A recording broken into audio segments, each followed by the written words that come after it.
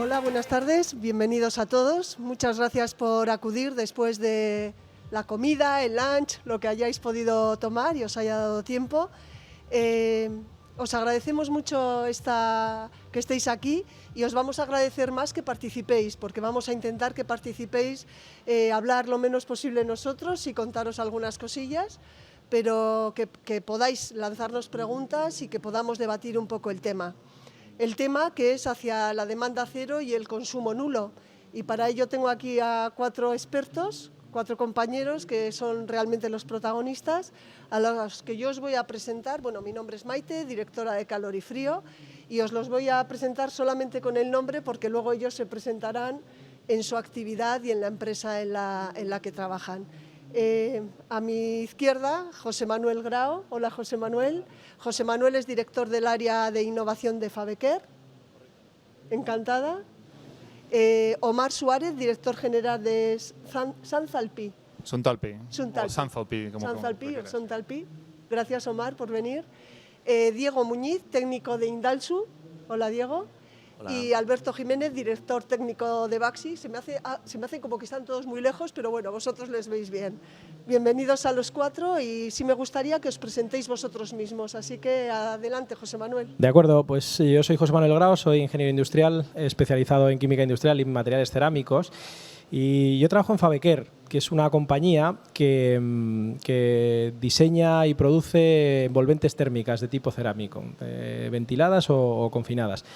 Y estamos aquí porque para ir hacia edificios de consumo o demanda de energía casi nula, lo primero es aislarlos, es decir, crear una barrera con las condiciones exteriores para que la energía que necesiten sea la mínima posible. Y bueno, un símil que luego veremos también con un ejemplo muy curioso a través de uno de los compañeros, que es intentar llenar un recipiente de agua si ese recipiente está lleno de orificios. Cuanta más agua aporto, más agua pierdo y quizá nunca llegue a llenarlo. Pues esto es lo que pasa en un balance energético en un edificio si su envolvente no está bien ejecutada o bien dimensionada, que el edificio pierde energía y yo tengo que aportar cantidades ingentes de energía dejando de ser sostenible, evidentemente. Pues el primer paso sería apantallar esos puentes térmicos, que son los responsables fundamentales de la pérdida de energía de los edificios, y a partir de ahí poder dimensionar las instalaciones que vamos a utilizar en el interior del edificio. Una vez que tenemos el contexto definido, una vez que tenemos las necesidades definidas, ya podemos dimensionar las instalaciones. Muy bien, pues vamos por la envolvente y vamos con Omar. Omar. Hola, mi nombre es Omar Suárez, soy también ingeniero industrial. Yo principalmente soy nuevo totalmente en el mundo de la edificación, mi experiencia es en el mundo de la automoción y luego 18 años en procesos industriales de alta temperatura, materiales. Y estoy aquí, yo creo, porque hace 6 años se me ocurrió una idea en el concepto de gestión energética de baja entalpía, con el cual veíamos que podíamos llegar a hacer el primer edificio 100% solar desconectado y lo conseguimos. En Asturias construimos hace 3 años un edificio que lleva 2 años totalmente desconectado, satisfaciendo absolutamente todo: calefacción, refrigeración, la energía eléctrica, agua caliente, simplemente utilizando la luz del sol, que en Asturias normalmente es la luz de las nubes. Y lo hicimos a través de una tecnología completamente distinta, que consiste básicamente en bajar el punto de impulsión de los sistemas de climatización. Por decirlo de algún modo, para calentar este edificio no hace falta conseguir agua a 50, 40 grados, no. Con agua a 21 grados el edificio se mantiene más de 20.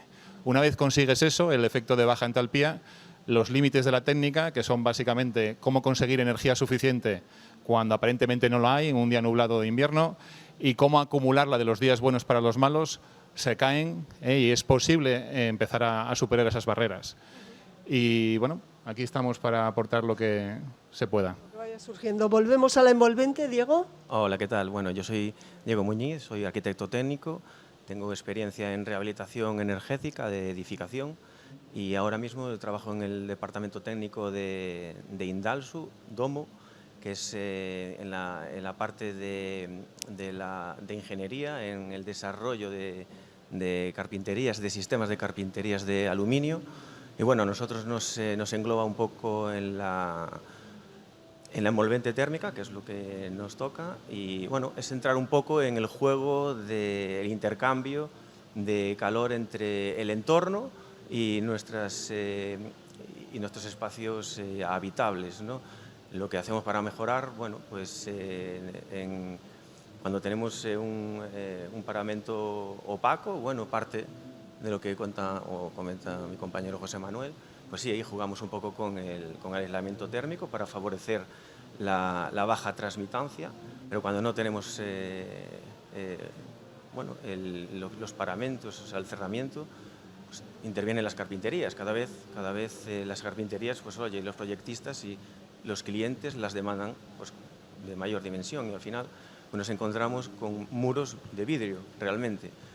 Y ahí es donde entramos nosotros, carpinterías, e incluso carpinterías móviles, o sea que, quiero decir, abatibles y correderas, ¿no? Que es algo importante y algo a tener en cuenta, que gracias al diseño en materiales e innovación estamos consiguiendo unas transmitancias muy competentes, transmitancias punteras en las que mejoramos el confort de nuestras de nuestros interiores, ¿no? de las viviendas. Al final, pues bueno, con la transmitancia térmica, pues mejorándola, tendremos el confort térmico agradable, que bueno, que es lo que nos vamos a referir ahora un poco.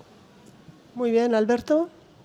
Buenas, yo soy Alberto Jiménez, soy el director técnico de Baxi Climatización. Baxi Climatización es una empresa fabricante de sistemas cuyo objetivo principal es mantener el confort térmico dentro de las viviendas, la producción de agua caliente sanitaria, la ventilación y todo ello con el menor consumo de energía posible y con el mayor aprovechamiento de las energías renovables.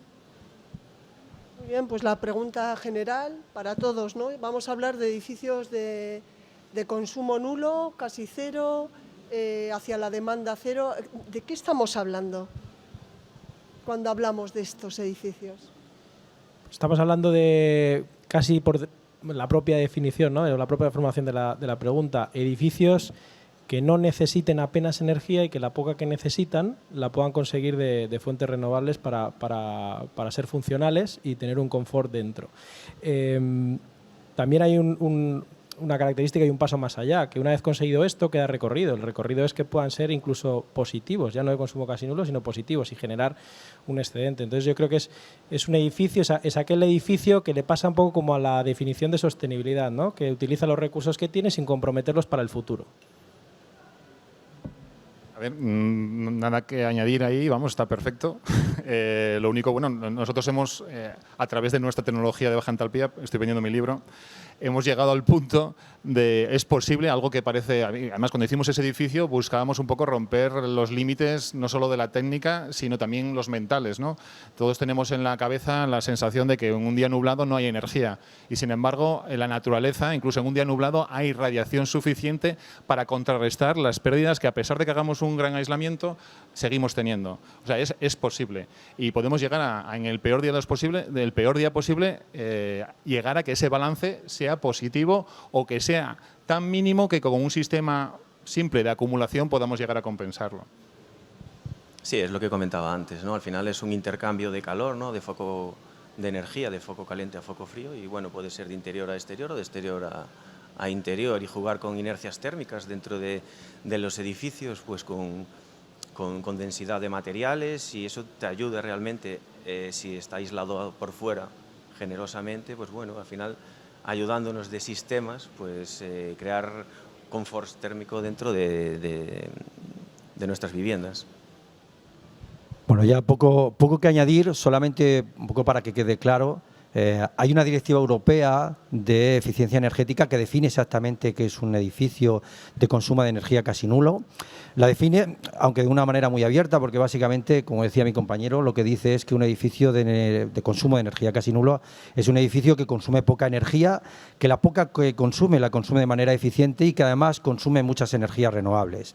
En nuestro país, en realidad, hay una reglamentación que define exactamente, con valores numéricos, qué es un edificio de consumo de energía casi nulo. Y básicamente es el código técnico todos los edificios que cumplen con el documento básico HE del Código Técnico de la Edificación en nuestro país tienen la calificación de edificios de consumo de energía casi nulo, ¿no? Yo para añadir algo más al debate, decir que hay que tener en cuenta que en este tipo de edificios de consumo de energía casi nulo hay dos elementos que son imprescindibles o muy importantes a tener en cuenta cuando los definimos, ¿no? Por un lado está la envolvente del edificio, los elementos pasivos, que sin duda son los elementos que van a reducir la cantidad de energía que va a demandar ese edificio. Es decir, si queremos controlar, queremos reducir cuánta energía vamos a consumir en el edificio, tenemos que atacar a los elementos pasivos del edificio. Y luego están las instalaciones, ¿no? Que es un poco a lo que nosotros nos dedicamos. Y las instalaciones y los sistemas, lo que van a definir en realidad las diferentes tecnologías y combustibles que se utilicen, va a ser el impacto medioambiental que va a tener ese consumo energético del edificio, ¿no? Por resumirlo de alguna manera, la envolvente define o reduce la demanda del edificio y los sistemas o la tecnología que se utiliza lo que va a condicionar va a ser el impacto medioambiental que va a tener ese consumo energético. Vamos a pedir, nos han traído un pequeño vídeo, que nos pongáis el vídeo que os hemos pasado antes, para que nos puedan, pues bueno, ver un poquito un ejemplo. Sí, pararlo ahí, por favor. Sí, bueno, si quieres seguir tú con el vídeo. Vale, a ver, hemos hecho un vídeo intentando hacer una analogía. La gestión térmica, la gestión termodinámica a veces cuesta mucho visualizarla y entenderla. Entonces, hemos intentado hacer una analogía en la cual jugamos en la cantidad de agua, el volumen de agua representa el calor, la energía térmica que estamos transfiriendo. El edificio está representado por un bidón, por un depósito. Las pérdidas, y puedes seguir ahí tú, que es tu parte un poco. Sí. Bueno, aquí vemos el ejemplo curioso que os comentaba del recipiente de agua lleno de orificios, ¿no? Pues necesito mucha cantidad de agua y a la vez la estoy perdiendo. Estoy siendo poco eficiente y además poco sostenible. Lo primero que tengo que hacer para poder llenar ese recipiente de agua parece una obviedad, pero es que en un balance de calor es lo mismo, es tapar los agujeros. Como bien decía Diego, el calor siempre fluye de foco caliente a foco frío. Esa percepción que tenemos de que ahí cierra que entra frío, no, el frío no va a ningún lado, es el calor el que se mueve, ¿vale? Entonces, aquí tenemos que tapar todos los agujeros para que ese flujo de calor de dentro a fuera o de fuera a dentro, dependiendo de la estación del año, no ocurra. Y a partir de ahí, que nosotros seríamos el elemento pasivo, es decir, estamos ahí, cerramos los agujeritos, ya aparecen pues todas las tecnologías, como nos comentaba Omar, que realmente es disruptiva esta tecnología para conseguir. En esta diapo lo que estamos viendo es la representación gráfica con esta analogía en la cual la altura del agua marca un poco la temperatura, ¿no? Estamos buscando alcanzar los 20 grados, el nivel 20 que nos marca el agua. Entonces, como decíamos, hay que intentar primero tapar los agujeros, las pérdidas, y luego lo que estamos representando ahí es que estamos utilizando un sistema de radiadores convencional con un sistema aerotérmico de energía renovable, y entonces estamos cogiendo agua de un punto muy bajo, por debajo de lo que sería la temperatura ambiental, muy profundo, y impulsando el agua a una altura de 50 para conseguir mantener los 20. Avanzamos, por favor. Venga, la próxima vez intentar pararlo, porque no se resete pararlo ahora, por favor. Entonces, aquí hemos avanzado, si os fijáis, es el mismo depósito, pero con muchos menos agujeros. Hemos tapado, hemos hecho una casa bien aislada, y por lo tanto la demanda de energía que tenemos es inferior, y estamos representando el mismo sistema aerotérmico con un suelo radiante que aumenta la superficie, aumentamos la capacidad de transferencia, y esa bomba que bombea agua pues no necesita subir el agua a 50, con subir a 30 es suficiente, por lo tanto usamos mucha menos energía primaria. Seguimos. Y el concepto que nosotros hemos traído, el concepto de baja entalpía, consiste básicamente en que ese mismo edificio representado por este depósito en realidad alberga mucho más volumen. Es como si la casa evidentemente no es más grande, pero al trabajar a baja temperatura, los sistemas de climatización no tienen que subir a 30 y pico grados, somos capaces de saturar de calor sensible la masa del edificio o cualquier otro elemento, y luego, además de conseguir bombear ese caudal a nivel 21, también somos capaces de coger la energía de un punto ambiental desde un punto más cercano, con lo cual es mucho más fácil ser positivo incluso en un día completamente nublado. Además había una diapositiva, José Manuel, que querías comentarnos. Sí, sí, nos pueden poner son un par de diapositivas. Hemos hablado desde el punto de vista de balance energético, de la parte técnica, pero es que esto acaba en las personas, que son los que utilizan los edificios. Lo que están viendo ustedes ahí es cierto, la climatización, ya no solo la calefacción, es un lujo para muchas personas en Europa y esto es algo pues, que evidentemente solo podemos resolver con edificios de consumo casi nulo. Esto ya no vale, esto era del 20, hoy hay más partes en rojo, pero es que a partir de ayer por la mañana, que hubo un momento de pánico con el cierre puntual de gas a Polonia, las partes rojas aumentaron por momentos. Y esto, lo que se ve muy bien para ver el funcionamiento de los sistemas pasivos, esas tiritas que veíamos que eran muy representativas en el vídeo, si ven a la parte izquierda de la termografía, eso es un edificio con un aislamiento precario, con una envolvente precaria, con todos sus puentes térmicos radiando hacia el exterior la energía que tiene el interior o viceversa si el calor lo tenemos fuera. Lo que conseguimos con un buen elemento pasivo, en este caso nosotros trabajamos las envolventes térmicas ventiladas de tipo cerámico porque trabajan muy bien a lo largo de todo el año, en todas las épocas climáticas, es conseguir el muro de la derecha, es decir, completamente apantallado y a partir de ahí dejamos campo libre a que las instalaciones entren a dimensionar lo necesario para consumir con la menor energía posible y con el mayor consumo posible en renovables de esta energía el confort térmico que necesita el edificio. Muchas gracias. A mí me gustaría, Alberto, te lanzo a ti la pregunta, tratar con los cuatro y luego con la audiencia el tema de la autosuficiencia. ¿Realmente podemos hablar de un edificio autosuficiente, este consumo casi nulo? Sí, lo que pasa es que es importante no confundir autosuficiencia con aislamiento, porque uno podría en un principio pensar que si un edificio tiene la capacidad de consumir poca energía y llegar a producir toda esa energía que necesita, de esa poca energía que necesita para funcionar, uno podría pensar que la solución es aislar todos los edificios unos de otros y de esa manera que cada uno trabaje de manera independiente. Yo pienso que como sociedad tenemos que pensar de una manera mucho más global, tenemos que descarbonizar la sociedad, no es cuestión de descarbonizar puntualmente e individualmente cada uno de los edificios y por eso siempre vamos a tener que estar conectados en redes eléctricas de distribución de energía o bien en redes de gas renovable, con la posibilidad de, bueno, pues en los momentos en los que haya excedente de producción renovable en un sitio se pueda compartir y se pueda socializar toda esa energía con otras zonas o con otros edificios que en ese momento demanden energía y no estén produciendo su propia energía. Por lo tanto, para mí es importante tener claro, se pueden llegar a conseguir edificios que tengan esa autosuficiencia, pero yo creo que sería un error el confundir autosuficiencia con aislamiento. Debemos compartir, tenemos que hablar de comunidades energéticas, tenemos que hablar de compartir energía, de socializar energía, porque si hablamos de energías renovables todos sabemos que tienen un problema, la intermitencia que tienen propia las energías renovables nos obliga sí o sí a tener que compartir en momentos puntuales energías entre unos edificios y otros, entre unas zonas y otras, si queremos realmente llegar a esa sociedad descarbonizada que yo creo que es el objetivo que deberíamos tener todos.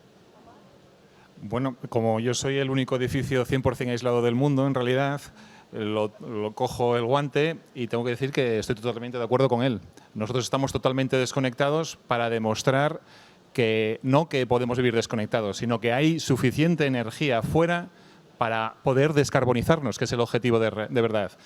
Y en el momento que veamos un cambio en la sociedad, lo primero que vamos a hacer es conectarnos y empezar a compartir gratuitamente nuestro excedente energético. Y no solo energía eléctrica. Todo el mundo piensa en energía eléctrica cuando el 80% de la energía que consume un edificio es calor y frío. Hay un tema que es... nosotros en invierno, cuando está nublado, mandamos a nuestros paneles agua a 6 grados, por ejemplo, y nos vuelve a 8. Con 8 grados, nuestro sistema es capaz de satisfacer todas las necesidades. Hay una cosa que se llama mar y ríos que tienen una temperatura muy superior a esos 8 grados. Si nosotros cogiéramos calor sensible de esos ríos, de esos mares, de esos cielos nublados, simplemente con una tubería que pasase cerca de nuestra casa, moviendo agua a esas temperaturas ambientales, sería suficiente para descarbonizarnos completamente utilizando recursos naturales limpios y gratuitos. Eso está ahí. Lo que falta, por el momento yo no lo veo, es la voluntad para acometer dichos proyectos. ¿Por qué? Yo entiendo que es porque bueno, parece que hay miedo o hay intereses económicos que nos retrasan. Bueno, al final a la fuerza ahorcan y la situación antes era por la sostenibilidad, hace unos años, ahora empezamos a ver que era por la economía y ahora sabemos que es por nuestra libertad. ¿Cuándo nos vamos a dar cuenta?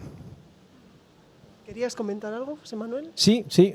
Me parece interesantísimo el punto de vista de Alberto y comparto además porque lo que ha formulado con respecto a la energía en los edificios es la base del desarrollo. Es decir, compartir recursos de donde hay exceso para trasladarlos a donde hay necesidad en el sentido de compensar. Como podemos pensar, todos los edificios no van a ser casi nulo a la vez, de golpe. Tiene que haber edificios pioneros que vayan aportando para compensar otros edificios que vayan llegando. Es un modelo que al final es la base del desarrollo. Y luego me parece interesantísimo también lo que comentaba Omar con respecto a esas nuevas fórmulas de conseguir ese calor latente, ¿no? Por llamarlo así de alguna manera, para poder hacer trabajar estos sistemas y poder descarbonizarnos. Yo creo que está ahí la base. Como dicen en mi tierra, la necesidad hace virtud. El día que la necesidad sea acuciante, pues entonces tendremos que hacer virtud y tendremos que movernos y dar pasos diferentes. Por avanzar un poquito, ¿qué papel tiene la ingeniería de instalaciones, que es uno de los temas de esta charla, ¿no? De la ingeniería de las instalaciones y otros actores que hay dentro de este entorno para que todo esto realmente vaya adelante? ¿Omar? Vale, Diego. La ingeniería de las instalaciones, bueno, en principio partiríamos de un proyecto, de un proyectista con un buen diseño y una buena orientación, tratando de la edificación, ¿no? Pues que tendría que partir de una buena orientación, unos buenos sombreamientos o protecciones solares en el caso de edificación, de nueva edificación. Claro, si entramos en la parte de rehabilitación, oye, la orientación ya la tenemos, ¿no? Tendríamos que tratar la parte del sombreamiento, ¿no? El sombreamiento exterior a las carpinterías, ¿no? Que sería lo eficiente, para que no llegara a intervenir lo que es los rayos solares en las carpinterías, que sería el problema del calentamiento de nuestras viviendas, incluso de fachadas, las fachadas. Hay edificaciones que simplemente con unas protecciones solares, pues el rendimiento, la eficiencia, la demanda, pues se cambiarían, pues, o 100%, se puede decir. Bueno, yo lo que diría es que todos los agentes que afectan o trabajan en el desarrollo de un edificio, y más aún en un edificio de consumo de energía casi nulo, son importantes. Está claro que el ingeniero y el arquitecto tienen que trabajar conjuntamente. Es imposible desarrollar y dimensionar uno de estos edificios si no se trabaja precisamente haciendo una buena envolvente, unos buenos elementos pasivos que reduzcan la demanda del edificio, pero al mismo tiempo diseñando unas instalaciones que estén acordes a las necesidades de ese edificio de baja demanda, y para eso hace falta que trabajen conjuntamente el ingeniero con el arquitecto. Pero es que yo no me quedaría ahí solamente, es decir, el constructor además tiene que ejecutar correctamente la obra, tiene que ejecutar correctamente ese edificio. Por muy bien que esté diseñado un edificio de consumo de energía casi nulo, si está mal ejecutado, pues ese edificio no va a ser un edificio de consumo de energía casi nulo. Y por último, el usuario. Es decir, yo muchas veces en estas charlas, en estas mesas redondas, siempre pongo muy en valor la importancia del uso de las instalaciones. Y no hablo solamente de la instalación térmica, sino del edificio en general. Un mal uso por parte del usuario del edificio obviamente puede convertir un edificio de consumo de energía casi nulo en un edificio que no lo sea, es decir, un edificio que consuma mucho. Aquel que quiera calentar su casa, permanecer en tirantes, en manga corta durante los meses de invierno y regular la temperatura abriendo las ventanas, pues obviamente, por muy bueno que sea el edificio, ese mal uso por parte del propietario va a hacer que el edificio no sea un edificio de consumo de energía casi nulo. Como dice Alberto, es necesario la participación de todos. Yo, en cuanto a nuestra experiencia, hemos llegado... A ver, yo siempre observé, bueno, por un lado estamos en el mundo de la construcción, parece que hay un poco una guerra, ¿no?, entre el ingeniero, los sistemas activos, las máquinas, y por otro lado los arquitectos, los sistemas pasivos. Precisamente los sistemas de gestión energética de baja entalpía lo que nos han demostrado es que no hay baja entalpía, no hay posibilidades de llegar a un edificio completamente nulo si no hay colaboración por ambas partes, dado que para alcanzar ese reto necesitamos integrar los sistemas activos con amplias superficies y la única manera es que ese radiador sea básicamente toda la superficie de la casa o mayormente y ese captador térmico solar fotovoltaico esté integrado también en la fachada. Es totalmente necesaria la colaboración de ambos y sobre todo conseguir esa hibridación de los sistemas activos en elementos arquitectónicos, porque es la clave. Poco que añadir, simplemente que hemos evidentemente las necesidades de que colaboremos, pero yo creo que amplío la pregunta de cómo lo hacemos, ¿no? Es decir, cómo mejoramos lo que estamos haciendo ahora, que al final es lo que tenemos que hacer para dar el paso.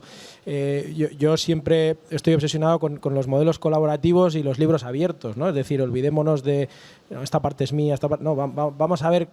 Primero, ¿qué filosofía tiene el promotor con ese edificio? ¿Qué persigue? ¿El prescriptor qué tiene en mente con ese edificio? ¿Cómo quiere hacerlo? ¿Qué partes va a atacar, abordar? Y cómo las ingenierías, valga la redundancia y su nombre, se las ingenian para aportar soluciones a los retos que se van planteando. Porque al final, un edificio de consumo casi nulo pues no deja de ser un proyecto de construcción que plantea muchísimos retos. Que además tenemos una oportunidad que es hasta que esté finalizado. Una vez está finalizado no tenemos vuelta atrás, por desgracia, y tenemos que trabajarlo muy bien. A mí me gustaría un poco poner el dedo en la llaga y que comentemos un poco la diferencia entre nueva construcción, donde todo lo que estáis comentando pues tiene un camino, y el gran parque que tenemos por rehabilitar, que es un reto diferente, ¿no? Entonces... Sí, bueno, es cierto.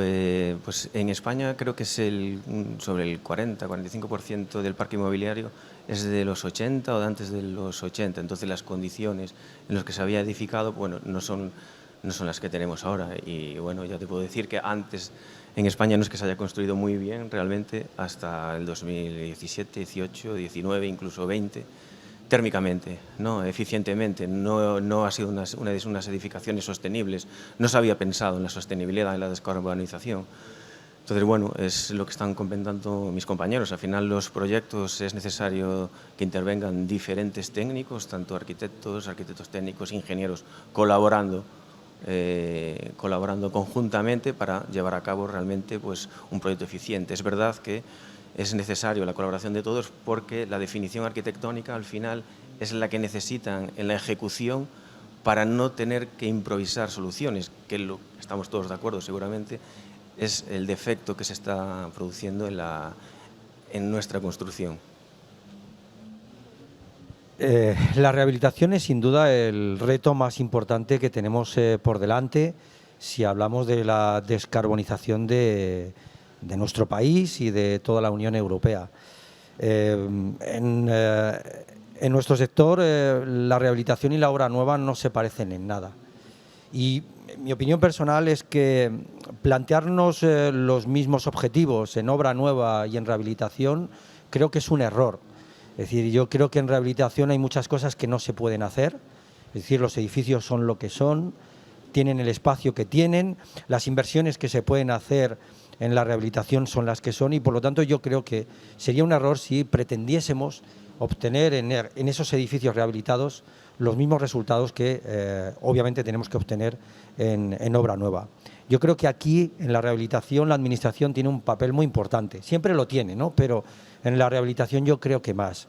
La administración tiene que concienciar a la ciudadanía de que es necesario reducir el consumo energético de los edificios ya existentes, tiene que promover con ayudas y subvenciones, con todo ese dinero de recuperación de la crisis del COVID, creo que se tiene que utilizar para rehabilitar ese gran parque de edificios existentes que tenemos en nuestro país y en toda Europa en general, y tiene que reglamentar, tiene que haber reglamentaciones que de alguna manera obliguen a los edificios existentes a intentar consumir la menor energía posible.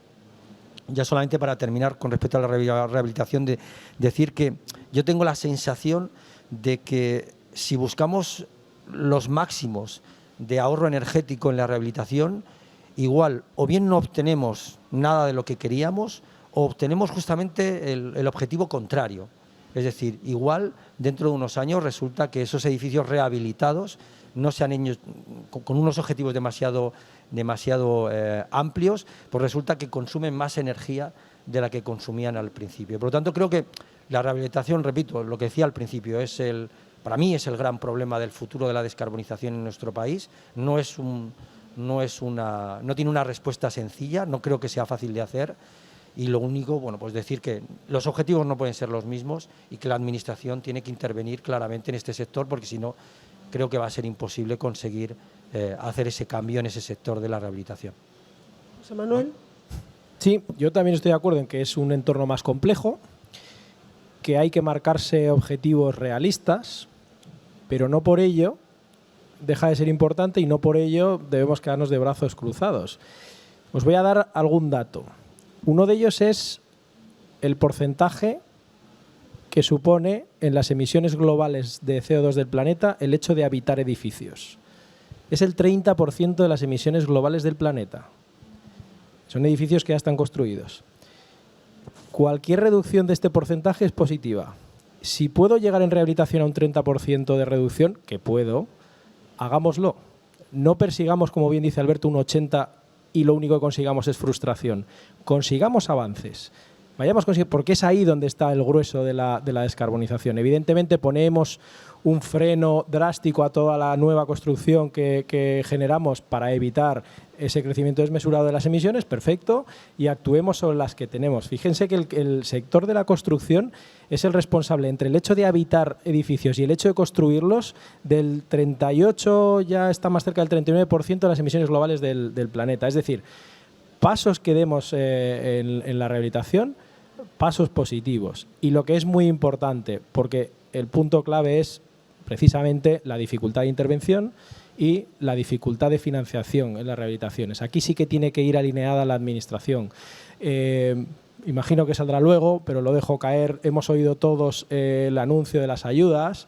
Están ahí, hay una gran oportunidad que, como no puede ser de otra manera, pues nosotros la hemos complicado con nuestra gran burocracia y demás, pero que tendremos que salvarla, aprovecharlas, porque como os decía antes, la necesidad hace virtud y cuando no haya otra solución tendremos que hacerlo sí o sí. Pues aprovechemos ahora y cualquier pasito es positivo. Alberto. Sí, solamente añadir una cosa más, un poco absolutamente de acuerdo con todo lo que has comentado, pero solamente añadir un poco de cifras para darle valor e importancia de lo que estamos hablando. Es decir, en nuestro país se construyen en estos últimos años unas 90.000 viviendas cada año.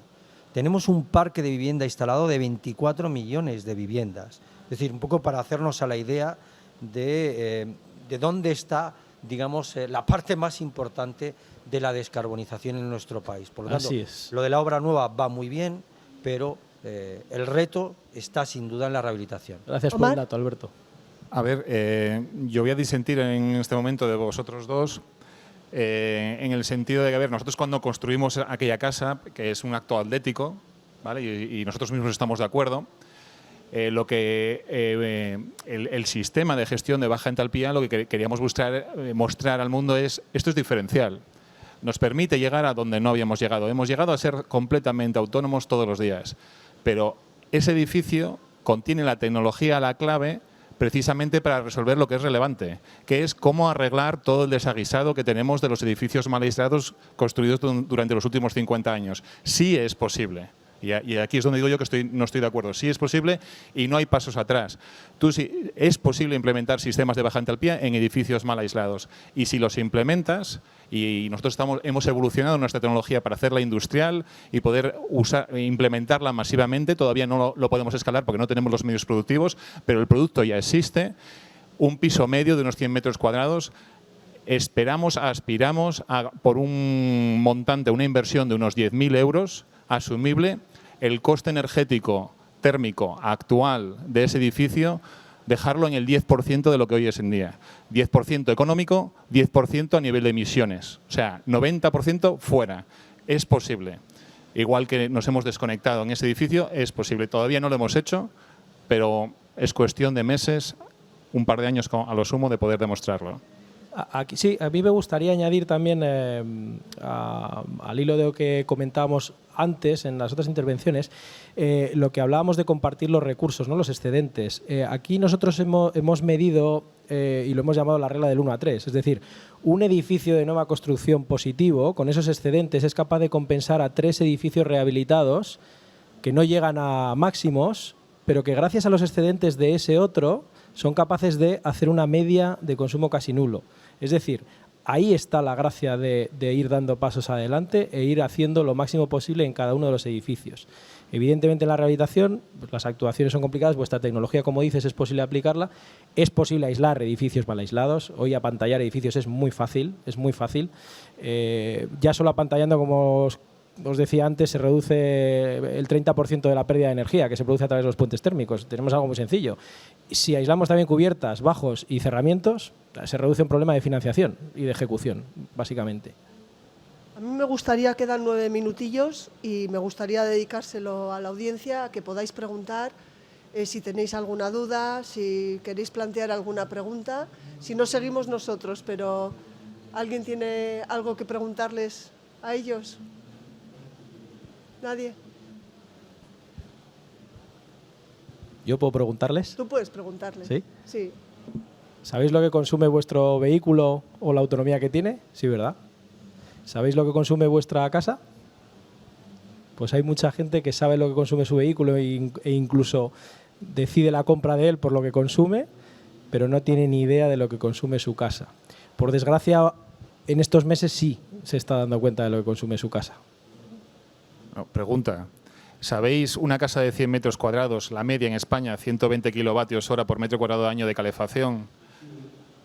¿Sabéis cuántos kilómetros se pueden hacer al año con un coche eléctrico con la misma cantidad de energía? Evidentemente estoy hablando de energía eléctrica y energía térmica, pero bueno, vamos a suponer que son iguales. ¿Sabéis cuántos kilómetros puede hacer ese coche? 60.000.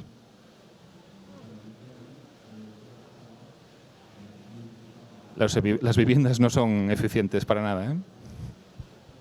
Y hay mucho potencial de mejora. No obstante, retomando un poco el debate que teníamos antes, yo cuando decía que en rehabilitación no nos tenemos que plantear objetivos demasiado largos, porque a lo mejor no llegamos, no es porque yo piense que técnicamente o tecnológicamente no existan soluciones para alcanzarlos. Yo lo que digo es que la realidad es que, pese a que tenemos esa tecnología, pese a que existen ayudas financieras para poder hacerlas, no se están haciendo.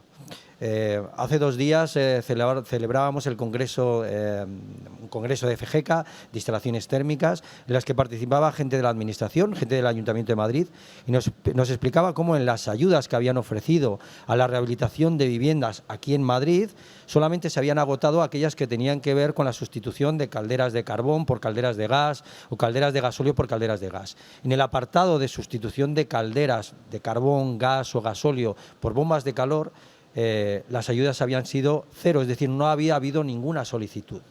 Entonces, quiero decir, igual no hay que plantearse poner máquinas de aerotermia, que sería ideal, y por nosotros como fabricantes estupendo.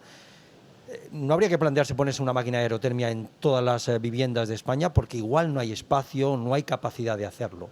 Pero a lo mejor, si esas millones de calderas que tenemos instaladas de bajo rendimiento, porque son calderas de hace más de 20 años, las sustituimos por calderas de condensación de alta eficiencia, estaremos reduciendo ya el consumo energético y estaremos reduciendo las emisiones de CO2 en un porcentaje muy importante. Esto seguramente. ¿Cuánto es ese porcentaje? Pues puede ser un 10, un 15%. ¿Y tú crees que eso resuelve el problema? No, pero es mejor que nada. Porque la alternativa, es decir, yo a donde voy es que la alternativa no va a ser quedarnos en la mitad. Te aseguro que si no lo intentamos y vamos a ese 10%, no conseguiremos un 5. Si te marcas el 70, igual consigues el 50. Pero eso no está sucediendo. Pues, pero el problema es porque nos falta acción, porque lo que decíamos al principio, realmente tú ves a las entidades gubernamentales apostar, todo el mundo habla de, pero nadie da un paso hacia adelante. Bueno, la propia administración pues usa combustión. No, pero ¿es que hayan abandonado el coche de combustión y los sistemas de combustión? No. ¿Sabéis perdona que te corté, ¿sabéis un diferencial importantísimo entre zonas en las que avanza muy rápido la rehabilitación y zonas en las que no se mueve? la patología evidente del edificio. En zonas en las que hay una patología evidente del edificio que hace o dificulta en gran medida habitar su interior, en esas zonas corre mucho la rehabilitación. En zonas en las que no hay patología evidente, no anda. O sea, quiero decir, el propietario también es parte de este motor, ¿eh? O sea, está la administración, efectivamente. Sin duda. Y luego está el propietario, que lo hemos comentado en alguna ocasión, esa labor de comunicación, ¿no?, que necesita el propietario. Y viene un poco la pregunta que les hacía, que el clúster de automoción nos ha metido en la cabeza lo que consumen los vehículos para comprarlos en función de eso, pero en la edificación pues nadie le prestaba atención hasta ahora. En cualquier caso, luego la situación pues va a cambiar. Hasta ahora, por sostenibilidad, nadie da el paso. Nadie. Pero, sin embargo, hay un tema que es evidente. ¿Quién tiene el gas? Lo tienen 3 señores. Y les hemos dicho, sea verdad, no nos lo creemos, pero les hemos dicho que en 20 años les vamos a cerrar el grifo, no les vamos a consumir el gas. Entonces, tú si pues es algo muy valioso y te dicen que en 20 años no lo va a consumir, ¿qué vas a hacer? En Asturias decimos que va a ordeñar la vaca hasta que no quede una gota. Y eso es lo que va a ocurrir, que ahora ha subido. Nosotros teníamos previsto que en 5 años iba a ocurrir esta situación de carestía. Lo teníamos súper previsto. Luego Putin llegó y decidió subir los precios. Y esto es coyuntural, volverá a bajar porque tampoco quieren que las renovables suban demasiado rápido. Pero en 5 o 6 años estaremos otra vez en 300 el megavatio y a 100 y algo el megavatio de gas también. Es inevitable. Y los precios van a ser al final los que marquen la transición. Porque evidentemente a los precios que hemos tenido estos 2 meses, pues o hay una guerra o la gente se levanta en armas porque no se va a poder calentar con gas, aunque le bajes un 10%, porque el 10% de 120 el megavatio de gas pues sigue siendo 110. Sí, pero entonces lo planteo de otra manera, porque no quiero parecer yo aquí el negacionista del grupo. Todo lo contrario, es decir, para mí sería ideal y desde todos los puntos de vista, ¿no? Desde el punto de vista empresarial y desde el punto de vista personal, llegar a ese objetivo final y si podemos quedarnos en el 70%, pues mejor que no en el 50%. Lo que pasa es que la realidad me está diciendo que la cosa no funciona así, es decir, es que realmente no está arrancando el sector de la rehabilitación. Entonces, mi pregunta sería, ¿no?, porque igual estoy equivocado, ¿qué es lo que está faltando? Porque ahora mismo dinero hay. Es decir, los fondos Next Generation han llegado, se han publicado esos 4 o 5 reales decretos que ofrecen muchísima ayuda, ese dinero existe, está ahí, ¿y por qué no se están haciendo esas rehabilitaciones? Mira, ¿Cuál es la razón? Yo creo que lo que hace falta, la principal derivada de nuestra tecnología y de las casas las casas cero, y nadie habla de ello, es que en las casas cero se vive como Dios. Y realmente hay una sensación de confort que no tiene nada que ver con el resto de casas. ¿Qué ocurre? Que como nadie las tiene, pues nadie lo experimenta, pues no deseas lo que no conoces. Entonces, poco a poco, yo creo que al final, entre el apriete económico que nos están metiendo, el apriete de que, ahora, bueno, al otro día le han cortado el gas ya a Polonia, pues antes o después también nos acabarán cortando el gas, porque al final el crecimiento de las energías renovables no va compasada y habrá un momento en el que te van a cortar o que no haya capacidad de explotación. Entonces, entre eso y que poco a poco vaya cundiendo el vivir bien, evidentemente tienen que liderar pues la gente que tiene capacidad, por ejemplo, los coches. ¿Cómo puede ser que se puedan seguir vendiendo coches de lujo de combustión? Es que tenían que prohibirse directamente. Y las grandes mansiones, la gente que tiene casas de lujo, pues tenían que obligarles por ley no ser clase A. Tenía que ser positiva como mínimo. Perdonad, que queda solo un minuto. A mí me gustaría saber si creéis que se está promoviendo desde las promotoras, desde la venta de casas, este tipo de casa de consumo nulo y demanda cero. Si realmente se hace ese esfuerzo por promover este tipo de vivienda. En obra nueva, sin duda. En rehabilitación, no. Yo creo que en obra nueva sí, evidentemente, cada vez más, además, quiero decir, las generaciones más jóvenes, que quizá Diego, a lo mejor, los que estamos en esta mesa, ciertamente la sostenibilidad y tal es un driver poco valorado, pero las generaciones más jóvenes lo es. Y en la rehabilitación, yo creo que estoy un poco de acuerdo también con Omar, ¿no? Es un poco una vez que tú tienes una rehabilitación en tu entorno, ¿a ti dónde te gusta vivir, ahí o aquí? ¿Cómo te gusta que sea tu edificio? ¿Como ese o como este? ¿Qué quieres pagar por tu climatización? ¿Lo que pagas tú o lo que paga el vecino que ha rehabilitado? Un poco ya empieza a moverse, ¿no? Y evidentemente al final será a las buenas o a las malas. O lo haremos voluntariamente y con ayudas, o cuando, como decía Omar, no quede otra, pues lo tendremos que hacer corriendo y como se pueda. Yo añadiría solo una cosa. Los promotores, por primera vez en la historia, tienen la oportunidad de asumir el negocio de las energéticas. Ellos tienen un hardware, que es el edificio, y pueden disponer medios de generación de electricidad, de calor, de frío, que pueden suministrar esos servicios, no tener ya un negocio, no, un negocio recurrente, no un proyecto, negocio para siempre, ofreciendo al cliente energía mucho más económica que la que te ofrece la red por combustión. Omar, siento cortarte, que nos llaman la atención. Muchísimas gracias a todos por venir y lo que queráis preguntarles, vamos a estar por aquí, ¿verdad? Así, Gracias. por aquí estaremos. Gracias. Gracias.